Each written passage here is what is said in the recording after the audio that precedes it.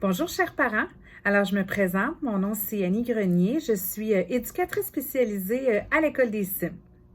Dans le plan de mise en œuvre de l'école, bonne nouvelle, il y a un objectif qui vise justement à travailler tout l'aspect émotif des enfants, les habiletés sociales, la gestion des émotions, justement pour les aider et les outiller à être plus disposés aux apprentissages.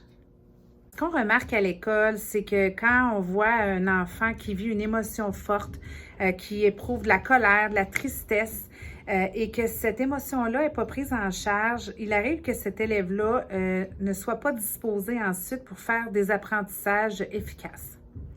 C'est pour ça que je me suis intéressée à ce qui s'appelait les apprentissages socio-émotionnels. Alors, j'ai voulu essayer de voir comment on pouvait aider un enfant qui vivait des émotions, des événements traumatisants, des expériences difficiles, comment aider ces enfants-là à les rendre disposés à apprendre.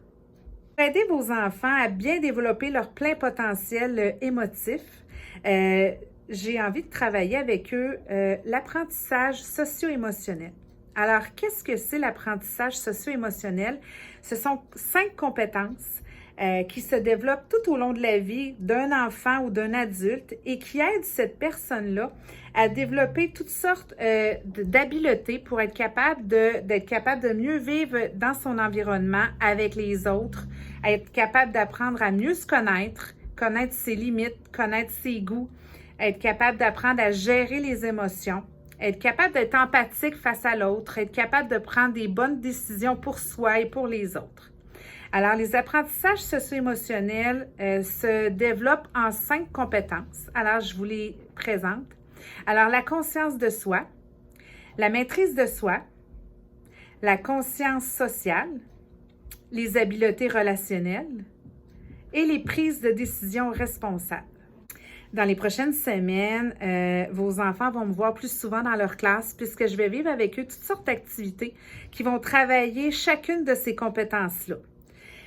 À la fin de chaque activité et à la fin de chaque compétence, je vais vous envoyer des petites capsules vidéo pour vous donner toutes sortes d'activités que vous allez pouvoir reprendre à la maison avec vos enfants pour être en mesure de réinvestir ce qu'on a appris à l'école, mais pour poursuivre l'apprentissage de votre enfant. Donc, dans les prochaines semaines, je vais débuter avec tout ce qui touche les émotions, alors en lien avec la conscience de soi et la maîtrise de soi. La première compétence que je vais travailler avec vos enfants, c'est la conscience de soi. La conscience de soi, c'est tout ce qui touche à apprendre à se connaître ses goûts, ses forces, ses défis, reconnaître les émotions aussi. Comment les émotions se manifestent dans notre corps, dans notre visage, dans notre comportement. Alors, de par mes activités, votre enfant va être à mesure de s'arrêter, de prendre le temps de regarder ce qui se passe à l'intérieur de son corps, sur son visage, dans ses pensées, dans son comportement, pour être capable de se connaître davantage. Alors ça, c'est vraiment la première compétence par le biais de mon atelier des émotions.